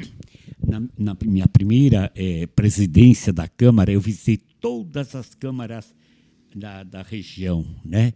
E todos os presidentes da Câmara, Ivo, vai ser candidato, a gente vai te ajudar, porque nenhuma dessas pequenas câmaras, Rio do Oeste, Rio do Cedro, Rodeio, ninguém tinha uma assessoria jurídica como tinha a nossa Câmara de Blumenau. Salete, o município de Salete, além de Itaió, vieram aqui na Câmara de Blumenau falar comigo se eu podia conceder umas perguntas com o assessor jurídico e tal. Então, eu ajudei todas essas, Gaspar, Ilhota, Luiz Alves, ajudei todas as câmaras. Poderia, talvez seria exitoso. Não me fascinava. Em primeiro lugar, porque eu tinha uma missão familiar. A minha mamãe não estava bem de saúde. Eu não podia me ausentar. Eu não podia me ausentar da cidade. Então, eu amo a minha cidade, gosto da minha cidade, tá? E não me inspirou muito isso aí, né? Não me inspirou. Ivo, amanhã, fechando esse assunto da política, mas amanhã depois, como é que tu queres ser reconhecido enquanto vereador? Que vereador que foi o Ivo Hadley? Eu não tenho essa ambição de ser reconhecido como qualquer coisa. Eu quero que aquele que vai me receber lá em cima talvez me reconheça e me dê, né, a paz eterna, né, me dê a glória de uma paz celestial. Isso é a minha ambição. Se desse para te definir uma palavra, o que seria? Pois o que eu seria? Um cidadão que luta pela vida, que luta pelos animais, que luta pelos necessitados, tem um amor especial pelo pessoal que vem de fora, os haitianos, os nordestinos, né, os venezuelanos que vêm para cá. Eu falo isso na rádio. Eu tenho um amor assim ao meu semelhante. Não gosto de gente canalha, gente traiçoeira, falsos profetas. Esses eu abomino. Não gosto. Do que você sente saudade? Muita coisa, né? Saudades é uma coisa até... eu sou muito sentimentalista, mas eu sinto muita saudade. Outro dia eu estava pensando no meu cavalo. Eu tive um cavalo, né, quando fundei aqui o primeiro CTG, né, das tradições gaúchas, né? Me deu assim... e a idade faz com que você lembra muito. Lembro de todos os meus cachorros que eu já tive. Uma saudade do meu papai, da minha mamãe, dos meus irmãos e de muitos amigos que foram do exército, foram do futebol, foram do teatro, que me antecederam, que já partiram para a casa do Senhor. Desses eu tenho saudades. Quem é referência para ti na tua vida? Eu tenho muitas referências, porque cada referência é num departamento diferente, né? Ninguém completa tudo em uma pessoa, mas a pessoa que habita sempre a minha mente, meu coração, meu pensamento, a minha mamãe Vale Hadley, uma mulher guerreira, extraordinária, 5 crianças pequenas, ainda tinha roça, tinha 3 vacas de leite, que tinha que ter alimento para porco, galinha, tudo, e ela dava conta de tudo, e sempre com afago, com carinho, com um sorriso. Então, é minha referência, e principalmente foi a primeira pessoa que me ensinou a defender os animais. É nítida a tua veia cultural e toda a tua história também dentro do ramo da cultura. Foi a classe que mais sofreu com a questão da pandemia. Foi a primeira a parar, a última a voltar. O que representa a cultura na tua vida? O que representam os artistas? O que você falaria para quem está te assistindo? Eu digo, a vida representa muita coisa. A vida é um bailado, né? A vida é um grande bailado. Às vezes a gente baila tão bem, às vezes nem tão bem. Às vezes tem os que nos aplaudem do nosso bailado. No entanto, tem aqueles também que sentem inveja, sentem ódio. Então, a classe artística também. Eu tenho grandes valores dentro da classe artística, que eu aprendi muito com muita gente, mas também muito sofri a inveja, a traição, a falsidade, como existe em todas as categorias, né? Consegue destacar um momento na tua vida de maior alegria? Eu tive muitas alegrias, né? Eu ainda estou tendo hoje muita alegria. Outro dia eu estava declamando para os meus cachorros, veja só, né? E o assabiá, a laranjeira, tito, tito, tito. Parece que ela queria fazer um fundo musical para o que eu estava falando. Isso foi um momento de alegria. Então, eu já fui para a casa do Bruno e contar para ele já, né? Então, as coisas pequenas me dão muita alegria. Se alguém vem me pedir que eu vou à prefeitura, vou Samai, Celeste, eu consigo resolver, isso me dá tanta alegria. Às vezes não dá alegria para quem pediu, mas isso para mim dá alegria. Então, a minha alegria é feita de pequenas coisas. As pequenas coisas, né? Não tenho ambição.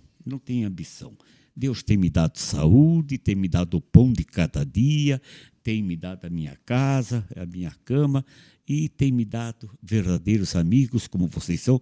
Eu quero dar uma saudação que eu não dei ainda para o Sheila. Eu considero, assim, um irmão que eu quero adotar e tenho adotado no coração e na alma. Ivo, você conhece tão bem a política de A a Z, dos bastidores, da parte frontal, enfim. Como indicar para a população saber votar? Como é que ela pode escolher? Como é que se define um bom político? É muito difícil isso. Olha, a gente atravessou tantas campanhas. Eu fico muito ávido, aí no mês de julho, dali para frente, eu fico tão ávido de fazer política. Isso está no meu sangue, né? E você herdou isso de mim, né?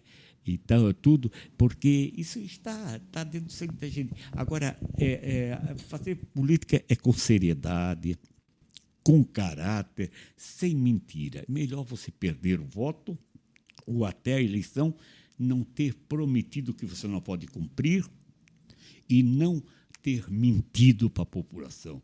Nunca fiz isso na minha trajetória. Uma outra coisa que muita gente sabe de você, mas nem todos, o teu amor também pela praia, pelo litoral. O que representa Balneário Camboriú na tua vida? Já representou muito mais, né? Porque quando a gente é jovem, eu sempre gostei da noite, eu sou boêmio, porque o artista é boêmio, e eu gostava muito da noite, eu gostava de ver o amanhecer na praia, né? Então, hoje, a minha vitalidade já não permite mais certas extravagâncias, né?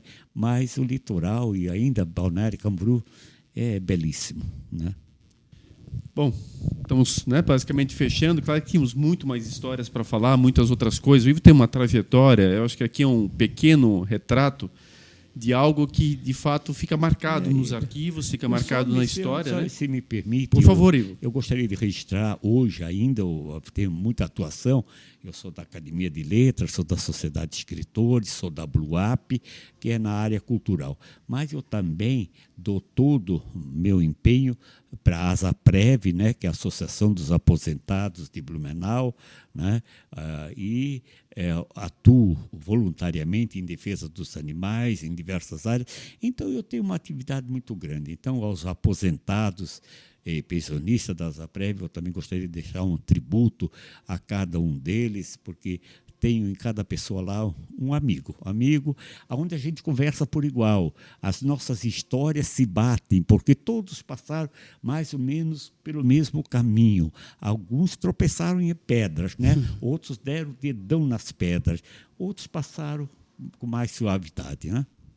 E aí, Ivo, para fechar, eu ia dizer exatamente isso. A minha última pergunta seria o que você falaria, então, para as novas gerações, para quem, evidentemente, espera um Brasil melhor. A gente viu tanta discussão, tantas situações nesse momento, famílias que, infelizmente, racharam, a política foi uma coisa assim que extravasou em todos os aspectos. Mas, da tua visão, do que tu viveu, de tudo que tu passou, do teu histórico de vida, que conselho deixar? O que falar para as novas gerações? Olha, eu venho de uma revolução, eu fui militar na Revolução de 64. Dali para cá, nós passamos muitos perengues da vida, muita censura, muitos momentos difíceis da vida. Mas eu acho que todos têm que participar pela paz. Nós precisamos, para você ser feliz, nós precisamos ter paz. Hoje tem irmãos que não falam com irmãos, pai que não fala com os filhos, tudo por causa de uma disputa política, né? Muita gente está saindo prejudicada, né? Isso não pode continuar. Nós temos que pensar no bem-estar coletivo e não apenas de um candidato ou de outro candidato. Então está confuso isso aí, está chateando muito, está, como posso dizer, deixando as pessoas em conflito, em divisão. Não pode haver isso. Perdoa teu irmão, perdoa teu pai, perdoa teu amigo. Eu passei muito esta eleição mais calado do que é meu normal. Por quê? Tu não podias falar de candidato A, que B já não falava mais contigo. Então, virou um fanatismo muito triste, que não se pode chamar de democracia. É isso, Edinho. Novamente falando, replicando, né? Um arquivo completo no sentido assim de a gente poder dar pelo menos umas pinceladas em algumas situações e evidentemente que fica aí um exemplo em todos os aspectos de uma demonstração de uma vida a serviço de uma comunidade a qual a gente muito se orgulha de poder aqui explanar. Eu só agora, se permite encerrar, logo daqui uns 2, 3 dias nós vamos ter o ano novo, né? Desejar a todo mundo um ano feliz, um ano sem pandemia, que a guerra também da Ucrânia, onde eu escrevi muito sobre a Ucrânia, né?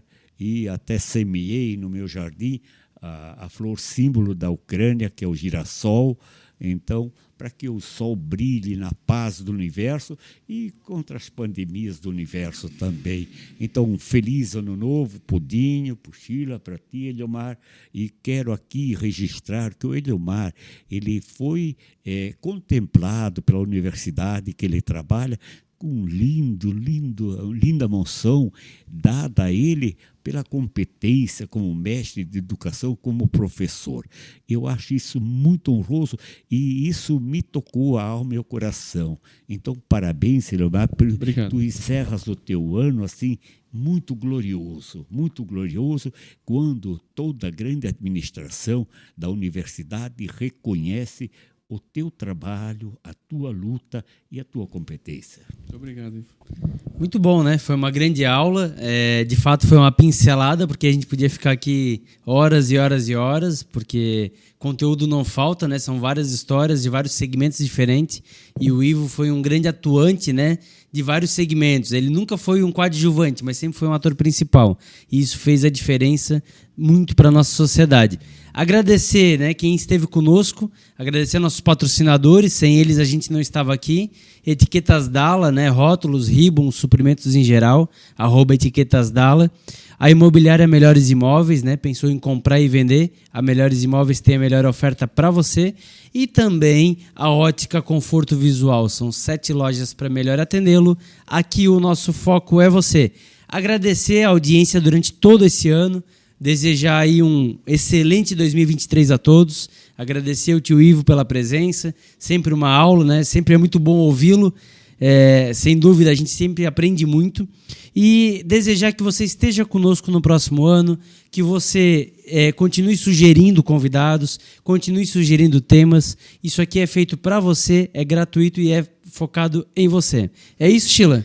É isso aí. Agradecer também o Edinho e o Mazinho por estarem comigo aqui durante todo esse ano. Já foi um grandíssimo prazer poder estar aqui com vocês toda semana com um segmento diferente e que a gente possa continuar aí no próximo ano também trilhando esse caminho. O seu Ivo também, muito obrigado por estar aqui, e a todos que nos acompanham que nos acompanharam durante todo esse ano e que vão estar conosco aí na próxima caminhada. Você nos encontra no YouTube ou em qualquer plataforma de áudio, no Topo Podcast, e nos siga lá nas redes sociais, no Instagram e no Facebook, para você ficar por dentro do que está vindo aí no próximo ano. Muito obrigado mais uma vez e um excelente fim de ano aí para você. Tio Ivo, que Deus te abençoe e ilumine. Sempre falei com muita alegria o orgulho que eu tenho de ti. Para mim, literalmente, é o pai que eu não escolhi e da qual eu quero sempre carregar no meu coração. Foi uma honra te entrevistar pela primeira vez na minha vida, junto ao Edinho, junto ao Sheila, compartilhar um pouco de tudo aquilo que a gente sabe, mas mostrar um pouquinho para a comunidade de tudo aquilo que nos representa a tua figura e da qual eu orgulhosamente sei que cada cantinho que a gente vai da cidade a gente só ouve falar bem. Daquele vereador que as pessoas têm saudade, daquela pessoa que sempre foi muito humilde em todos os aspectos e mesmo quando tinha condições jamais abandonou o povo e sempre esteve ao lado dele. Até hoje tem pessoas que se confundem, não sabem se tu ainda és vereador ou se tu não és vereador. E há mais de 20 anos que você não é mais vereador, porque você nunca mudou. E sempre foi a mesma pessoa. Então, um orgulho tremendo. Câmara e microfone para suas considerações finais e a tua despedida de forma muito orgulhosa novamente em recinto. Essas palavras tocam o coração e a alma. Eu gosto de acolher essas palavras porque eu sei que elas brotam no sentimento, né? Então, muito obrigado. Bom, encerramos mais um ano, né? E esse mês, para mim, sempre dezembro é um mês muito, muito especial. É o mês de Jesus Cristo, mês do Papai Noel, do Weihnachtsmann. Dia 10 foi dia do palhaço, né? Ele me leva para o circo, me leva para o teatro, né? E tantas datas importantes nesse mês. Então, eu quero agradecer a Deus, meu bom Deus, meu Pai, meu mestre, meu guia, por oportunizar que eu possa participar de momentos tão gloriosos para a minha vida, né? E agradecer, então, mais uma vez ao Dinho, o Sheila, a você, Mazinho, e que Deus nos abençoe em 2023. Amém. É isso.